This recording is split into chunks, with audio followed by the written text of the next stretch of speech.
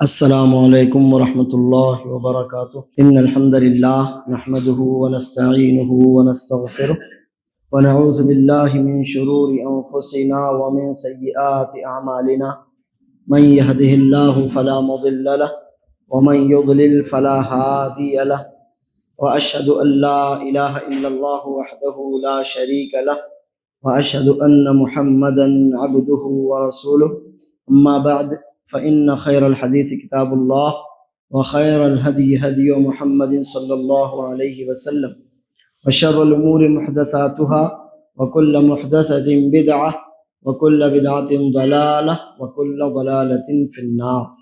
محترم حاضرین، پچھلے ہفتے ہم نے جو درس شروع کیا ہے انشاءاللہ اللہ نے چاہا تو اللہ کی توفیق سے آج ہم اسے مکمل کرنے والے ہیں، اور وہ ہے من اطاع العلماء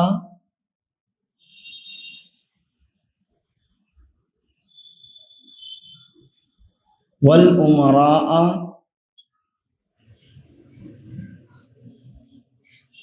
فی تحریم ما احل اللہ او تحلیل ما حرم اللہ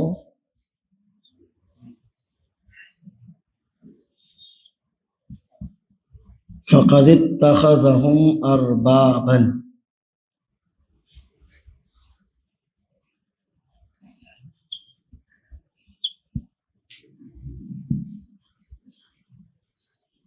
کہ جو شخص اپنے علماء یا اپنے حکام کی بات مانتا ہے، انہیں کی اطاعت کرتا ہے، کس معاملے میں؟ اس معاملے میں جو خالص اللہ کا حق ہے، جو خالص اللہ کا حق ہے۔ اللہ نے وہ حق کسی کو نہیں دیا، اور اللہ کا وہ حق اس لیے ہے کیونکہ اللہ تعالی رب ہے، خالق ہے، اس نے پیدا کیا، مالک ہے، ہم سب اس کی ملکیت ہیں۔ اللہ عز و جل کا قانون ہم پر لاگو ہوتا ہے، اللہ تعالیٰ کے فیصلے ہم پر نافذ ہوتے ہیں۔ اللہ تعالیٰ کو ہی حق ہے کہ وہ اپنے بندوں کے لیے جس چیز کو مناسب سمجھے حلال قرار دے، اور جس چیز کو نامناسب سمجھے حرام قرار دے۔ یہ اکیلے اللہ تعالیٰ کا ہی حق ہے، اور یہ حق اس کو کیوں ہے، کس حیثیت سے ہے؟ کس حیثیت سے ہے؟ رب ہونے کی وجہ سے، کہ اللہ ہمارا رب ہے، مالک ہے، اور مالک کو اختیار ہوتا ہے کہ وہ اپنے بندوں کو کن کاموں کا پابند بناتا ہے، کس دائرے میں رکھتا ہے، کن کاموں کا اختیار دیتا ہے، کن باتوں، کاموں اور امور کی ان کو آزادی دیتا ہے، یہ مالک کے اختیار میں ہوتا ہے۔ تو اللہ عز و جل ہمارا خالق مالک ہے، چنانچہ یہ اکیلے اسی کو حق حاصل ہے، اور یہ اسی اکیلے کا اختیار ہے۔ الحمدللہ اس ٹاپک کے تحت ہم نے آپ کو رسول اللہ صلی اللہ علیہ وسلم کا ایک واقعہ بھی بتایا تھا، کہ اس واقعے کے تحت سورہ تحریم نازل ہوئی، یا ایھا النبی لم تحرم ما احل اللہ لک۔ اے نبی صلی اللہ علیہ وسلم، اللہ نے جو چیز آپ کے لیے حلال کی ہے، آپ اسے کیسے حرام کر سکتے ہیں؟ اس میں اللہ عز و جل یہ بتانا چاہتا ہے کہ حلال کرنے، حرام کرنے کا اختیار اکیلے اللہ تعالیٰ کو ہی ہے۔ اللہ عز و جل نے یہ اختیار اپنے نبی صلی اللہ علیہ وسلم کو بھی نہیں دیا ہے۔ اب اگر کسی ایسی چیز کا اختیار اللہ نے جسے اپنے ہاتھ میں رکھا ہو، اپنے پاس رکھا ہو، اللہ نے وہ حق کسی کو حتیٰ کہ انبیاء اور رسولوں علیہ السلام کو بھی نہ دیا ہو، سوچئے آپ، ہم وہ اختیار کس کو اٹھا کر دے دیں؟ اپنے علماء کو دے دیں، اپنے اولیاء کو دے دیں، اپنے درویشوں کو دے دیں، اپنے بادشاہوں کو دے دیں، کہ وہ جو چاہے ہمارے لیے حلال کرتے پھریں، اور جس چیز کو چاہے ہمارے اوپر حرام کرتے پھریں۔ تو یہ شرک ہے۔ اور کون سا شرک ہے؟ شرک پھر ربوبیت۔ کون سا شرک ہے؟ یہ ربوبیت میں شرک ہے، کہ اللہ عز و جل کے رب ہونے کی حیثیت سے اس کا ہمارے اوپر جو حق تھا، ہم نے وہ حق کسی اور کو دے دیا۔ چنانچہ ایسے لوگ کیا کرتے ہیں؟ گویا اللہ کے علاوہ کو اپنا رب بنا لیتے ہیں۔ الحمدللہ کافی کچھ تفصیل پچھلے درس میں آپ جان چکے ہیں۔ اب ہم اس درس میں یہ دیکھیں گے کہ شیخ الاسلام محمد بن عبد الوہاب رحمہ اللہ نے اس کے ٹاپک میں کیا آیت اور کون سی حدیث یا اثر ذکر کیا؟ سب سے پہلے انہوں نے عبداللہ بن عباس رضی اللہ عنہما کا ایک اثر ذکر کیا ہے۔ اثر کا مطلب ہوتا ہے قول، کسی صحابی رضی اللہ عنہ صحابت اجمعین، کسی صحابی کا کوئی قول ہو یا ان کا کوئی فتویٰ ہو یا ان کا شریعت کے مسئلے میں کوئی عمل ہو تو اسے کہتے ہیں اثر۔ عبداللہ بن عباس رضی اللہ عنہما کا یہ اثر اس درس میں سب سے پہلے شیخ الاسلام رحمہ اللہ نے ذکر کیا ہے کہ عبداللہ بن عباس رضی اللہ عنہما نے اپنے شاگردوں کو کوئی فتویٰ دیا، اس میں عمر رضی اللہ عنہ کا فتویٰ کچھ اور تھا، تو جو لوگ وہاں موجود تھے انہوں نے کہا کہ اس مسئلے میں تو عمر رضی اللہ عنہ کی رائے اس طرح کی ہے، تو عبداللہ بن عباس رضی اللہ عنہما نے انہیں ڈانٹتے ہوئے فرمایا یوشک ان تنزل علیکم حجارۃ من السماء اقول قال رسول اللہ صلی اللہ علیہ وسلم وتقولون قال ابو بکر قال عمر، ہو سکتا ہے کہ تمہارے اوپر آسمان سے پتھر برس جائیں، تم اتنا بڑا جرم کر رہے ہو کہ جس جرم کے نتیجے میں، جس جرم کی سزا کے طور پر تمہارے اوپر اللہ تعالیٰ آسمان سے پتھر برسا دے۔ کیا ہے وہ جرم؟ وہ جرم ہے رسول اللہ صلی اللہ علیہ وسلم کی بات کو، نبی صلی اللہ علیہ وسلم کی حدیث، فتوے اور فیصلے کو رد کرنا، ٹھکرانا۔ اور کیوں رد کرنا، کیوں ٹھکرانا؟ کسی اور کے قول اور فتوے کی وجہ سے، کہ نہیں ہمارے ابا نے کہا، ہمارے چاچا نے کہا ہے، ہمارے مولوی صاحب کہتے ہیں، ہمارے امام صاحب کہتے ہیں۔ اللہ فرما رہا ہے، اس کی آپ کو پرواہ نہیں۔ رسول اللہ صلی اللہ علیہ وسلم فیصلہ کرتے، فتویٰ دیتے ہیں، آپ کو اس کی کوئی پرواہ نہیں۔ آپ کو پرواہ کس کی ہے؟ آپ کے ابا کی ہے، آپ کے چاچا کی ہے، آپ کے باپ دادا کی ریتی رواج ہے، آپ کے امام صاحب نے کہا ہے، آپ کے مولوی صاحب نے بتایا ہے، آپ کے امیر صاحب تو ایسا ہی کہتے ہیں۔ تو آپ کے امیر صاحب، آپ کے مولوی صاحب، آپ کے امام صاحب گویا اللہ اور اس کے رسول صلی اللہ علیہ وسلم سے اوپر ہو گئے۔ تو نعوذ باللہ اتنے ناراض ہوئے اور کہا کہ تم جو جرم کر رہے ہو نا، اس جرم کے نتیجے میں کہیں ایسا نہ ہو کہ تم پر آسمان سے پتھر برس جائیں۔ میں کہہ رہا ہوں کہ رسول اللہ صلی اللہ علیہ وسلم نے فرمایا ہے اور تم کہتے ہو قال ابو بکر۔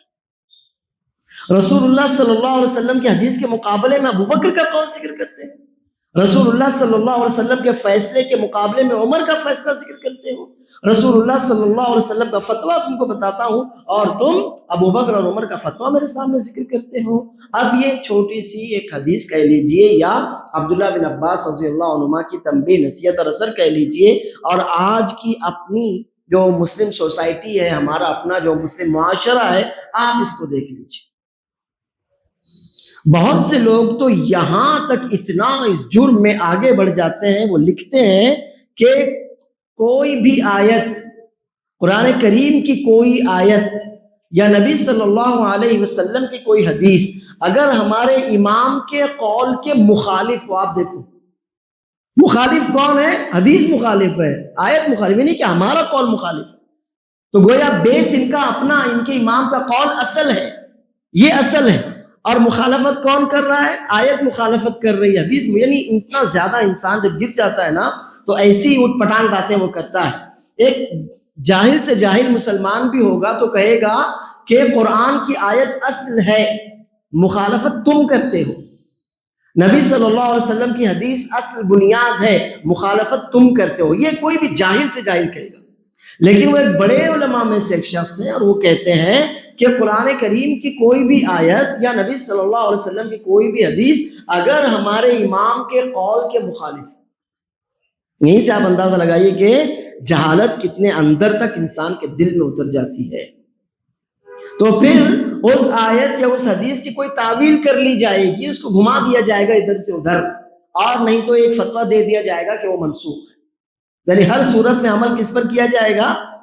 ہمارے امام کی رائے پر، ہمارے امام کے فتوے پر ہم عمل کریں گے، چاہے پورا قرآن اس کے مخالف ہو، چاہے پوری سنت مطہرہ اس کی مخالفت میں تم کھڑی کر دو، نہیں، عمل کرنا ہے تو اپنے امام کے قول پر عمل کرنا ہے۔ اب یہاں سے مسلمانوں کے اندر جو ایک تقلید کا جمود، پتھر جیسے سالڈ ایسی تقلید اتر آئی ہے کہ آج آپ کھرچتے چلے جاؤ، کھرچتے چلے جاؤ، کھرچتے ہی چلے جاؤ، اللہ رزق و توفیق دے، اسی کو توفیق ملتی ہے، ورنہ رزق و توفیق نہ دے آپ کتنا ہی مانچنے کی کوشش کر لیں وہ گندا کا گندا ہی رہتا ہے۔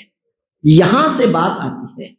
اب ایسے لوگوں کے سامنے آپ یہ بات رکھیں کہ عبداللہ بن عباس رضی اللہ عنہما تو امت کے سب سے افضل ترین افراد کی رائے کو بھی اس قابل نہیں سمجھتے کہ نبی صلی اللہ علیہ وسلم کے قول یا فتوے یا حدیث کے سامنے اس کو ذکر ہی کیا جائے، اور پھر تم آتے ہو اور ان لوگوں کی باتیں ذکر کرتے ہو ہمارے سامنے، ان کو حجت اور دلیل بناتے ہو، ان کو لے کر ہم سے لڑتے ہو کہ جن کا زمانہ نہ صحابہ کرام کا زمانہ نہ تابعین کا زمانہ، بلکہ جن کے جنتی ہونے اور نہ ہونے کی کوئی 100% گارنٹی بھی نہیں ہے۔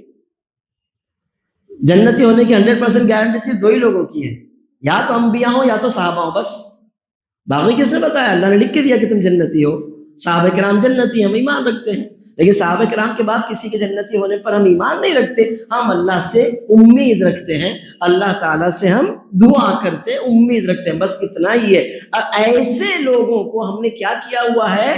ارباب، اپنا رب بنایا ہوا۔ نہیں مولوی صاحب کہتے ہیں، امام صاحب کہتے ہیں، ہمارا تو یہی ہے، ہم بچپن سے سنتے آئے ہیں، ہمارے باپ دادا یہ کرتے ہیں۔ تو ایسے لوگ کیا کرتے ہیں؟ قرآن اور سنت کے مقابلے میں اپنے باپ دادا، اپنے مولوی، اپنے امیر صاحب، اپنے حاکم صاحب اور جس کو بھی جو بھی مانتے ہیں اللہ کے مقابلے میں اور رسول اللہ صلی اللہ علیہ وسلم کے مقابلے میں ایسے لوگوں کو جب کھڑا کرتے ہیں تو معنی یہ ہوا کہ وہ اللہ کی توحید میں شرک کر رہے ہیں۔ اور یہ کون سا شرک ہے؟ توحید شرک پھر ربوبیہ، اللہ ہمارا رب ہے، اللہ کے رب ہونے کے حق میں انہوں نے ڈاکہ ڈالا، کسی ایسے کو وہ حق دے دیا جو اس کا حق نہیں تھا۔ یہ اصل ہے، اسے یاد کر لیجیے۔ اس کے بعد انہوں نے امام احمد بن حنبل رحمہ اللہ کا قول ذکر کیا۔ امام احمد بن حنبل رحمہ اللہ کہتے ہیں عجبت لقوم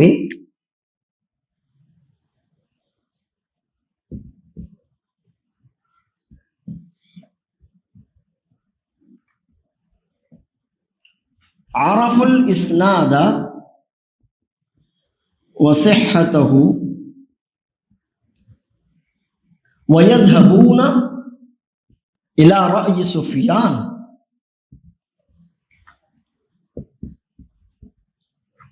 والله تعالى يقول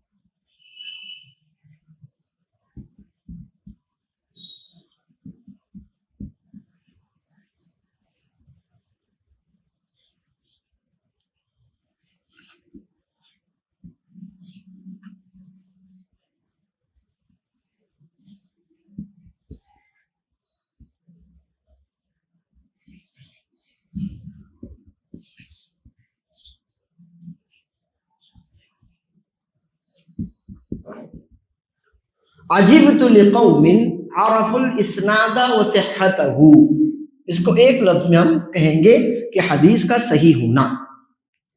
مجھے ان لوگوں پر تعجب ہے کہ جنہیں کسی مسئلے میں حدیث مل جاتی ہے اور انہیں اس کا صحیح ہونا بھی معلوم ہو جاتا ہے، جان لیتے ہیں کہ اس مسئلے میں حدیث موجود ہے، رسول اللہ صلی اللہ علیہ وسلم کا فتویٰ، نبی صلی اللہ علیہ وسلم کا فیصلہ موجود ہے، اور وہ کیسا ہے؟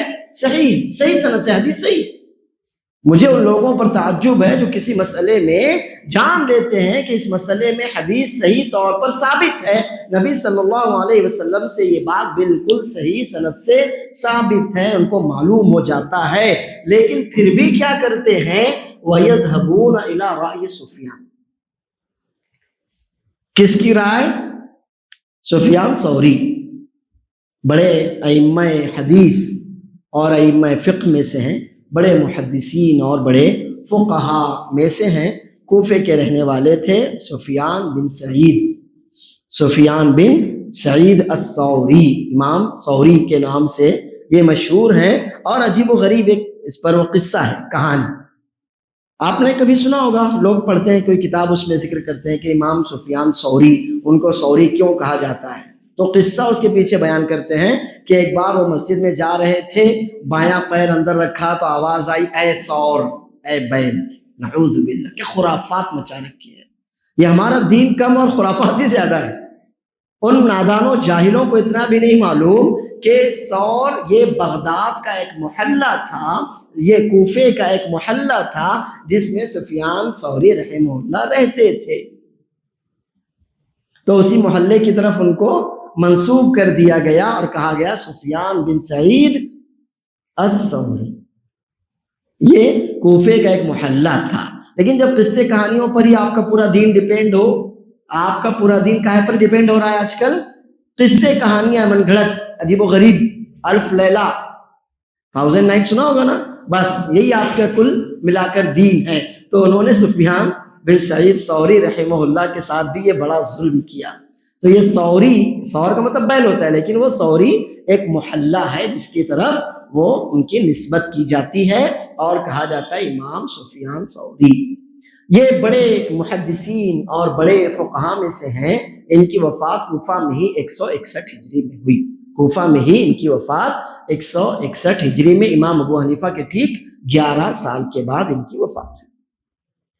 یہ بڑے فقہاء میں سے تھے، لوگ ان کے پاس آتے اور ان سے مسائل پوچھتے تھے اور ان کے فتووں پر عمل کرتے تھے۔ تو امام احمد نے جب یہ دیکھا کہ کئی مسائل میں حدیث موجود ہے اور لوگ حدیث کو چھوڑ کر سفیان ثوری رحمہ اللہ کے فتوے پر عمل کر رہے ہیں، تو انہوں نے لوگوں کو ڈانٹا اور کہا مجھے ان لوگوں پر بڑا تعجب ہو رہا ہے، حدیث موجود ہے، ان کو حدیث معلوم ہو گئی، حدیث صحیح ہے، یہ بھی پتہ چل گیا 100% حدیث صحیح ہے اس مسئلے میں، اس حدیث میں کوئی مسئلہ نہیں ہے، بالکل آتھنٹک ہے، تو اس کے باوجود وہ سفیان ثوری رحمہ اللہ کے فتووں پر عمل کر رہے ہیں، تو یہ مجھے ان پر بڑا تعجب ہو رہا ہے۔ حالانکہ اللہ تعالیٰ تو فرماتا ہے فَلْيَحْذَرِ الَّذِينَ يُخَالِفُونَ عَنْ أَمْرِهِ ان تصیبہم فتنۃ او یصیبہم عذاب علیم، امرہ میں ہی سے مراد ہے صلی اللہ علیہ وسلم۔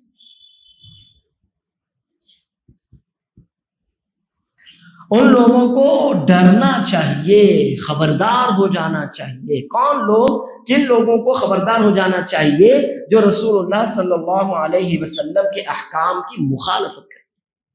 اللہ عز و جل وارن کر رہا ہے، وارننگ دے رہا ہے کہ ان لوگوں کو خبردار، ہوشیار ہو جانا چاہیے جو لوگ رسول اللہ صلی اللہ علیہ وسلم کے احکام کی، آپ کے فرامین اور فیصلوں کی مخالفت کرتے ہیں۔ اللہ تعالیٰ تو صاف فرماتا ہے فَلَا وَرَبِّكَ لَا يُؤْمِنُونَ، یہ مومن ہو ہی نہیں سکتے آپ کے رب کی قسم۔ اللہ تعالیٰ فرماتا ہے وَمَا كَانَ لِمُؤْمِنٍ وَلَا مُؤْمِنَةٍ إِذَا قَضَى اللَّهُ وَرَسُولُهُ امرن ان یکون لهم الخیرۃ من امرہم، کسی بھی مومن مرد یا عورت کے لیے بالکل جائز ہی نہیں ہے جب کہ اللہ اور اس کے رسول صلی اللہ علیہ وسلم ان کے کسی معاملے میں فیصلہ کر دیں تو پھر وہ ادھر ادھر اپنے لیے کوئی اختیار ڈھونڈتے پھریں، کوئی اور فتویٰ یا فیصلہ تلاش کریں، ایسا کسی بھی مومن کے لیے جائز ہی نہیں ہے۔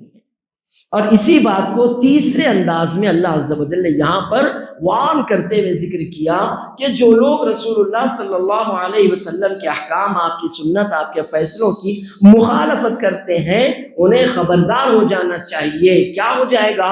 ان تصیبہم فتنۃ، یا تو وہ کسی فتنے میں مبتلا ہو جائیں گے، او یصیبہم عذاب علیم، اور یا تو انہیں دردناک عذاب لاحق ہو جائے گا۔ اب فتنے سے مراد کیا ہے یہاں پر؟ کہ وہ فتنے میں مبتلا ہو جائیں گے اور ضرور ہوں گے۔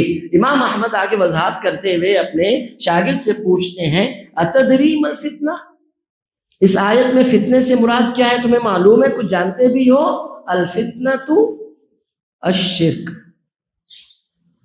ایسے لوگ جو اللہ کے رسول صلی اللہ علیہ وسلم کے فتووں کی، فیصلوں کی، احکام اور فرامین کی مخالفت کرتے ہیں، اور کب؟ جبکہ واضح ہو گئی وہ حدیث، ان کے پتہ چل گیا کہ اللہ نے یہ فرمایا ہے، رسول اللہ صلی اللہ علیہ وسلم نے یہ فیصلہ کیا ہے، پتہ چل جانے کے بعد، وضاحت ہو جانے کے باوجود وہ اپنے کسی امام، کسی مولوی، کسی پیر فقیر، کسی درویش، کسی بھکاری، بھکمنگے وغیرہ جو بھی ہوتے ہیں، ایسے لوگوں کی باتوں کی پیروی کرتے ہیں تو یقیناً وہ شرک میں مبتلا ہو سکتے ہیں۔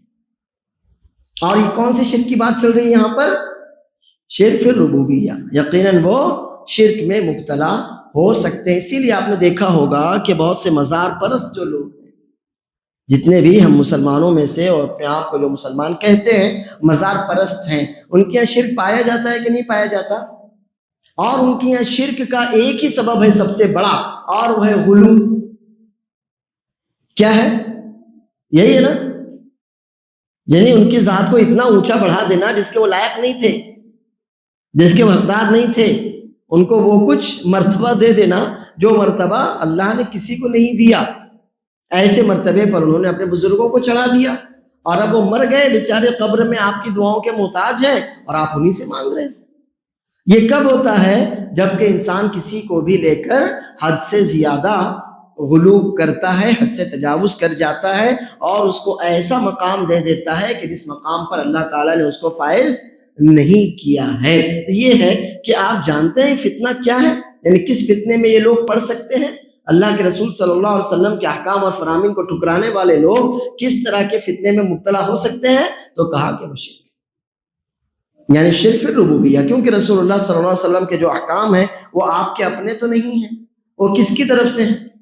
وہ تو اللہ کی طرف سے۔ یہ بات کلیئر ہے کہ رسول اللہ صلی اللہ علیہ وسلم نے دین کے نام پر ہم کو جو کچھ بھی دیا ہے یہ اللہ عز و جل کا ہی ہے، رسول اللہ صلی اللہ علیہ وسلم کی طرف سے اس میں ایک حرف بھی نہیں ہے، پورا کا پورا دین اللہ کا ہے۔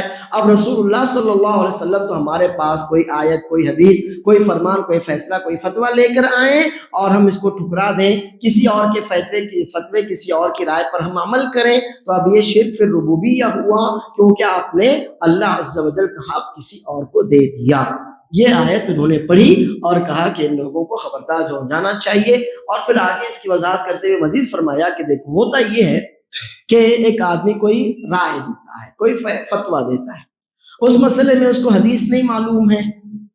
اب حدیث نہیں معلوم تھی یا قرآن اور سنت سے یا صحابہ کرام کے اقوال و آثار سے اس کے پاس علم نہیں تھا، اس نے کوئی فتویٰ دے دیا۔ اب فتویٰ اس نے دے دیا، لوگوں نے اس پر عمل کرنا شروع کر دیا۔ اس کی حد تک بات تھی کہ وہ آدمی جب اس کے سامنے آیت یا حدیث آتی رجوع کر لیتا کہ بھئی میں نے، آپ نے مجھ سے کوئی سوال پوچھا، آج مجھے اس کا علم نہیں ہے، میں نے کہا بھائی مجھے نہیں معلوم، بات ہو گئی، لیکن آپ نے کہا نہیں شیخ کچھ تو بتائیے، میں بہت پریشان ہوں۔ اب میں نے آپ کے سامنے ایک رائے رکھ دی، آپ نے اس کو مان لیا۔ 2-4-6 دنوں کے بعد میں نے اپنے بڑے علماء سے پوچھا کہ میرے پاس ایسا ایسا مسئلہ آیا تھا، اس مسئلے میں شریعت کا کیا فیصلہ ہے، شریعت کیا رہنمائی کرتی ہے؟ اب ان عالم صاحب نے مجھ سے بتایا کہ ارے اس میں تو ایسا ہے، تو یہاں پر مجھے کلک ہوا کہ مجھ سے تو غلط بات ہو گئی۔ اب میں نے آپ سے کہا کہ بھائی جو 5-7 دن پہلے میں نے آپ سے ایک بات ذکر کی تھی، اپنی رائے بتائی تھی، وہ رائے میں بھی غلط تھی، اور صحیح بات یہ ہے کہ ایسا ایسا ہے جو فلاں فلاں امام صاحب نے، عالم صاحب نے کہا، اور ان کے پاس ان کی یہ دلیل ہے، یہاں ہم نے رجوع کر لیا۔ لیکن ہوا یہ کہ کبھی ایسا بھی ہوتا ہے کہ آدمی جب بہت زیادہ فتوے دینے لگ جاتا ہے تو اپنے آپ کو تھوڑا سا اونچا سمجھنے لگتا ہے، اور ایک اونچائی پر آنے کے بعد اس کا مائنڈ سیٹ ایسا ہو جاتا ہے کہ میں جو بول رہا ہوں وہی حق ہے، ایک تو میرے پاس پورا علم ہے، سب کچھ، آپ کچھ بھی پوچھ لو مجھ سے اینی ٹائم، کچھ بھی پوچھو، کسی بھی مسئلے میں پوچھو، میرے پاس پورا علم ہے۔ ایک تو یہ اس کو گھمنڈ ہو جاتا ہے، اور اس کے بعد پھر وہ جو نادانی اور جہالت کے ساتھ فتوے دیتا ہے ان کو وہ عین حق سمجھتا ہے کہ ہم نے جو کہا وہی حق ہے۔ پھر اس کے بعد رجوع کرنے کی گنجائش رہ جاتی ہے کیا؟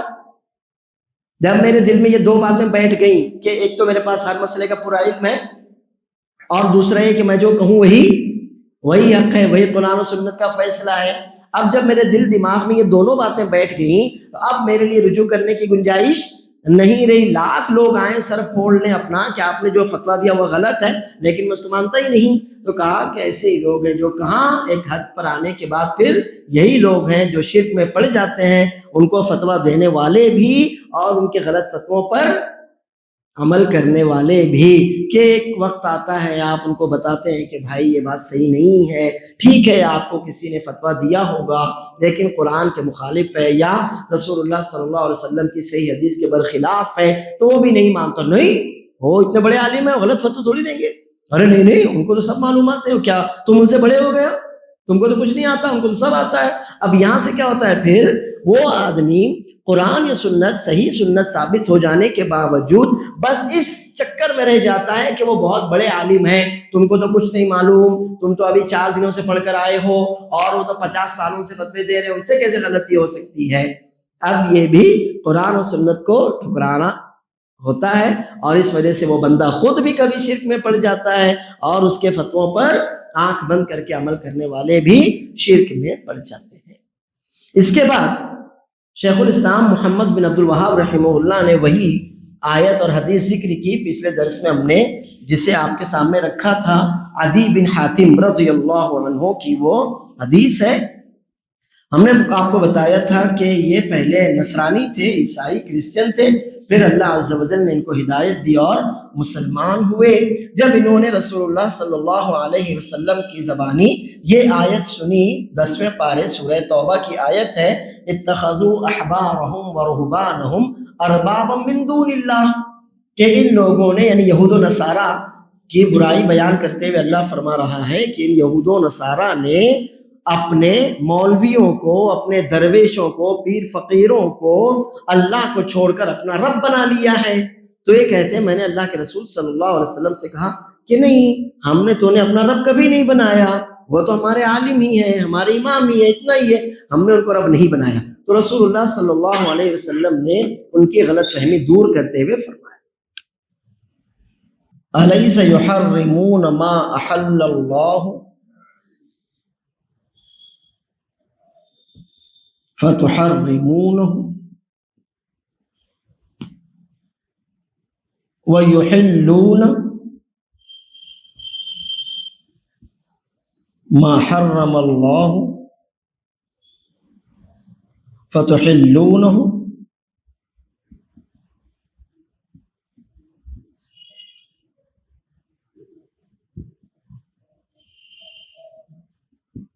قلت نعم قال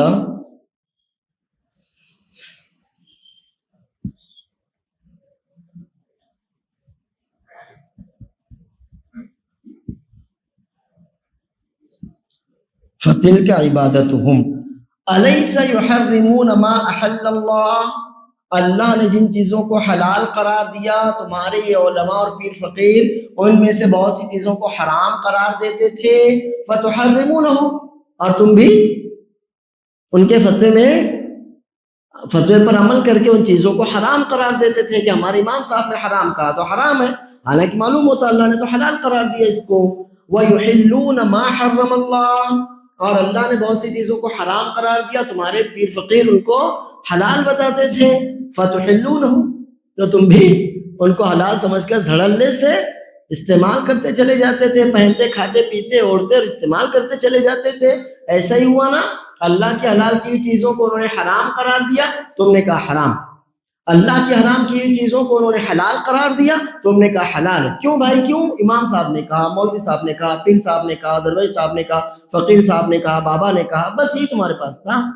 کہا میں نے کہا ایسا تو ہوا، ہم ایسا تو کرتے تھے، تو آپ نے فرمایا فضل کا عبادت ہو، تو یہی ان کی عبادت ہے۔ آپ نے ان کی بات مانی، اللہ کا حق ان کو آپ نے دے دیا، حلال کا حق اللہ کا آپ نے ان کو دیا، حرام کرنے کا حق اللہ کا آپ نے ان کو دے دیا، تو یہی ان کو رب بنانا ہوا۔ اب اس میں ہمارے اور آپ کے لیے بھی بہت گہری باتیں ہیں، اور خاص طور پر یہ بات کہ اللہ عز و جل کا جو بھی حق ہو آپ وہ حق کسی کو نہیں دیں گے۔ انہی بہت سے حقوق میں سے ایک حق ہے حلال اور حرام کا اختیار۔ جتنی چیزیں حلال کرنی تھیں اللہ تعالیٰ اور اس کے رسول صلی اللہ علیہ وسلم بتا چکے، جتنی چیزیں اپنے ہمارے آپ کے لیے، ہم انسانوں کے لیے حرام تھیں اللہ عز و جل اور رسول اللہ صلی اللہ علیہ وسلم ان کو بتا چکے ہیں۔ شریعت نے چھپا کر کچھ نہیں رکھا، بچا کر کچھ نہیں رکھا، اور جن ایک ایک چیز کی جہاں وضاحت ممکن نہیں تھی اللہ عز و جل نے اس کو یوں واضح کر دیا۔ رسول اللہ صلی اللہ علیہ وسلم کی تعریف اور آپ کی ذمہ داری بیان کرتے ہوئے یحل لهم الطیبات ویحرم علیہم الخبائث، اللہ عز و جل نے ہمارے اور آپ کے لیے حلال اور حرام کا ایک اصول بتا دیا، اور کہا کہ رسول اللہ صلی اللہ علیہ وسلم کی ایک بڑی ذمہ داری یہ بھی ہے کہ پاکیزہ، عمدہ، فائدہ مند چیزوں کو حلال قرار دیتے ہیں، اور گندی، خبیث، نجس، بیکار، بے فائدہ، نقصان دہ چیزوں کو حرام قرار دیتے ہیں۔ یعنی اللہ نے جو بتایا اسی کی روشنی میں اب یہ اصول، اس اصول پر آپ کسی بھی چیز کو، وہ کھائی پی جانے والی ہو، وہ استعمال کی جانے والی ہو، وہ آپ کے مال سے متعلق ہو، کسی بھی چیز سے متعلق ہو، آپ اس کو پرکھ سکتے ہیں۔ اب مثال کے طور پر جو ہمارے نوجوانوں میں بہت زیادہ استعمال کی جانے والی چیز ہے گٹکا، تمباکو، بار، اور جو کچھ بھی اس کی الگ الگ ٹائپ کی شکلیں ہوں گی، آپ میں سے کوئی ایک بندہ کھڑا ہو جائے اور کہے کہ گٹکا، تمباکو، بار پاکیزہ چیز ہے، عمدہ چیز ہے، ہمارے یہاں تو اس کی پارٹیاں ہوتی ہیں، میں نے اپنے بچے کا ولیمہ کیا تو لوگوں کو بار پہ بار کھلایا، تمباکو پہ تمباکو کھلایا، ایسا کوئی ایک بندہ آپ کے پورے معاشرے میں ہے تو بتا دو، کوئی ایک بندہ جو اٹھے اور کہے کہ ہم لوگ تو ماشاءاللہ، میں نے اپنے بچے کا ولیمہ کیا تو سب کو گٹکے کھلایا کہ لو بھائی یہ ولیمہ ہے، گٹکا کھاؤ۔ ایسا نہیں ہے نا؟ کیوں؟ کیونکہ آپ کے دل میں، دماغ میں یہ بات بیٹھی ہوئی کہ وہ خبیث ہے، وہ گندا ہے، وہ نقصان دہ ہے، وہ جلد یا بدیر نقصان ضرور پہنچاتا ہے، لہٰذا اب کیا ہو گیا؟ کلیئر ہے، حرام۔ شریعت نے بتا دیا آپ کو نقصان دہ چیز ہے، تکلیف پہنچانے والی ہے، خبیث ہے، حرام۔ یہ اصول دے دیا اللہ نے اور اس کے رسول صلی اللہ علیہ وسلم نے آپ کو۔ کوئی بھی ایسی چیز جو آپ کے سامنے آئے، آپ کا مولوی خود اس کو کھاتا پیتا استعمال کرتا ہو، آپ اس سے بس یہ پوچھ لیں، بھیا مولوی صاحب یہ جو گٹکا آپ کھا رہے ہیں، یہ جو بیڑی آپ مسجد کے آنگن میں پھونک رہے ہیں، یہ جو بیڑی یا تمباکو کا بنڈل آپ کی جیب میں رکھا ہوا ہے، بس ذرا آپ مجھے یہ بول دیجئے حلال ہے یا حرام۔ وہ لاکھ بہانے کرے گا، نہیں مکروہ ہے، یہ نہیں، بس ایک جملے میں بتا دیجئے، کیونکہ اگر مکروہ ہے تو وہ حرام کی کیٹیگری میں سے ہی ہے۔ آپ ان سے یہ پوچھئے کہ یہ خبیث ہے یا طیب۔ اب کوئی بھی کتنا ہی بڑا گنوار جاہل کیوں نہ ہو، تو بیچارہ عالم ہے، وہ اس کو طیب تو نہیں کہہ سکتا کہ گٹکا طیب ہے، کھاؤ، عیش کرو، گٹکے کھا کے تھوکو، لوگوں کی سیڑھیاں خراب کرو، مسجد کے ٹوائلٹ برباد کرو، جاؤ مسجدوں میں پورے ٹوائلٹ گٹکے اور تمباکو سے بھرے پڑے ہیں۔ میں نہیں سمجھتا کہ مندروں میں بھی ایسی گٹکے تمباکو کی گندگیاں ہوتی ہوں گی جتنی گندگیاں ماشاءاللہ مسلمانوں کی یہاں پائی جاتی ہے۔ یہ وہ قوم ہے کہ جس کی یہاں سے صفائی کھینچ لی گئی، افسوس۔ ہمارے دین میں تو یہ کہ صفائی آپ کا ایمان، لیکن سب سے زیادہ گندے ہم ہی ملیں گے۔ آپ نہیں یقین آتا تو جاؤ مسجدوں کے ٹوائلٹ دیکھ لو، بیڑی کی گندگیاں، گٹکے کی گندگیاں۔ پھر بھی یقین نہیں آتا تو ہماری بلڈنگ کی سیڑھیاں چڑھ لو، آپ کو دونوں طرف پچکاریاں، صفائی نہیں ہے، کسی بھی معاملے میں صفائی نہیں۔ اور یہ خبیث، یہ اس بات کی دلیل ہے کہ یہ کیا ہے؟ یہ خبیث چیز ہے۔ بس یہ اصول آپ یاد رکھیے۔ تو اب اللہ نے اور اس کے رسول صلی اللہ علیہ وسلم نے ہم کو کسی بھی چیز کا اصول دے دیا، صرف کھانے پینے میں نہیں، ہر چیز میں۔ یہ طیب ہے، جائز ہے، حلال ہے، عمدہ ہے، فائدہ مند ہے، انشاءاللہ اس میں خیر ہے، حلال۔ یہ خبیث ہے، گندی ہے، تکلیف دہ ہے، نقصان پہنچانے والی ہے، حرام ہے، اس سے آپ کو تکلیف ہوگی، آپ کے لیے بالکل مناسب نہیں، آپ کو زیب نہیں دیتی، یہ حرام۔ اب یہ اصول ہے۔ اب آپ کا کوئی بھی مولوی ہو، کوئی بھی عالم ہو، کوئی بھی پیر فقیر ہو، وہ اس اصول کو اگر توڑ کر آپ کے سامنے کوئی چیز رکھتا ہے اور آپ اس کی بات مانتے ہیں تو آپ کیا کر رہے ہیں؟ اللہ کا حق مار رہے ہیں اور شرک، نعوذ باللہ، شرک میں مبتلا ہو رہے ہیں۔ الحمدللہ اس طرح سے ہم نے اپنے اس درس کو مکمل کر لیا۔ اللہ کی توفیق ہے تو اگلے ہفتے نیا درس شروع کریں گے۔ وباللہ التوفیق، وصلی اللہ وسلم وبارک علی نبینا محمد۔ کوئی سوال ہے تو پوچھیں۔ یہ جذبہ ٹھہر کے پوچھیں گے، اجازت ہے؟ کیسے بھی پوچھیے آپ۔ یہ جو مزار پر جو جانے والے لوگ ہیں، ہاں، یہ کہتے ہیں کہ ہم ان سے مانگتے نہیں ہیں، ہم ان سے یہ درخواست کرتے ہیں کہ آپ ہمارے لیے دعا کیجیے، کیونکہ وہ زندہ ہے خبر۔ اور کوئی سوال ہے؟ اتنا ہی؟ آپ شاید آج پہلی بار ہمارے درس میں آئے، آج ماشاءاللہ 82 ہماری آج کا یہ درس تھا۔ میں دراصل شیخ مسافر ہوں۔ تو سنیے، جمعیت اہل حدیث کیا یوٹیوب چینل ہے، آپ وہ بھی بتا دیجیے شاہنواز بھائی، سبسکرائب کر لیجئے۔ شروع کے سارے درس میں ان ساری باتوں کا جواب دیا جا چکا ہے۔ اللہ عز و جل فرماتا ہے کہ انک لا تسمع الموتى، تم مردوں کو نہیں سنا سکتے۔ اللہ فرماتا ہے وما انت بمسمع من فی القبور، جو لوگ قبروں میں مدفون ہیں آپ ان کو نہیں سنا سکتے۔ بات واضح ہوگی، اگر وہ قبر میں ہے تو ہماری آواز نہیں سن سکتے۔